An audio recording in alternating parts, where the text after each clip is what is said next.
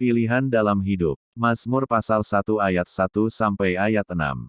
Berbahagialah orang yang tidak berjalan menurut nasihat orang fasik, yang tidak berdiri di jalan orang berdosa, dan yang tidak duduk dalam kumpulan pencemooh. Tetapi yang kesukaannya ialah Taurat Tuhan, dan yang merenungkan Taurat itu siang dan malam. Ia seperti pohon, yang ditanam di tepi aliran air, yang menghasilkan buahnya pada musimnya, dan yang tidak layu daunnya, apa saja yang diperbuatnya berhasil. Bukan demikian orang fasik, mereka seperti sekam yang ditiupkan angin. Sebab itu orang fasik tidak akan tahan dalam penghakiman, begitu pula orang berdosa dalam perkumpulan orang benar. Sebab Tuhan mengenal jalan orang benar, tetapi jalan orang fasik menuju kebinasaan. Hidup sebagai orang percaya di tengah dunia tidaklah mudah. Kita dihadapkan dengan daya pikat dunia. Namun, keputusan penting dalam hidup harus diambil segera. Pemazmur menggambarkan dua jalan berbeda yang dijalani oleh manusia, yaitu jalan hidup orang benar ayat 1 sampai ayat 3, dan jalan hidup orang fasik ayat 4 sampai ayat 5.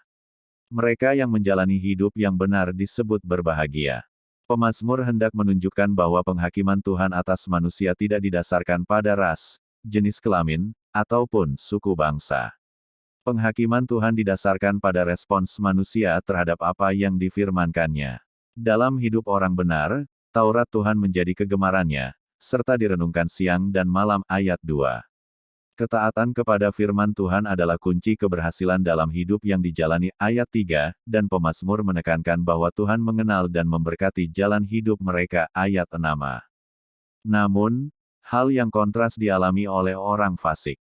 Hidup mereka digambarkan seperti sekam yang diterbangkan oleh angin, ayat 4. Mereka tidak akan pernah betah dalam kumpulan orang benar, ayat 5.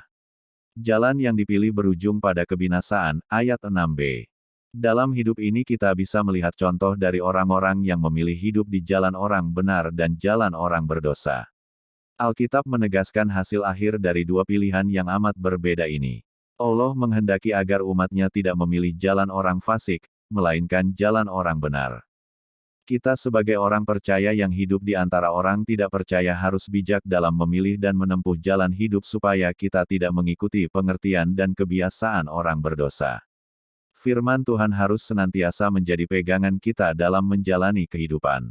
Firman itu bukan hanya untuk dibaca, melainkan direnungkan dan dijalankan dalam ketaatan, sehingga dalam segala aspek kehidupan kita senantiasa berkenan di hadapan Tuhan. Dunia dengan segala daya pikatnya terus mencoba menjerat umat Tuhan, tetapi Tuhan mengenal jalan hidup orang-orang yang bergantung sepenuhnya kepada Dia.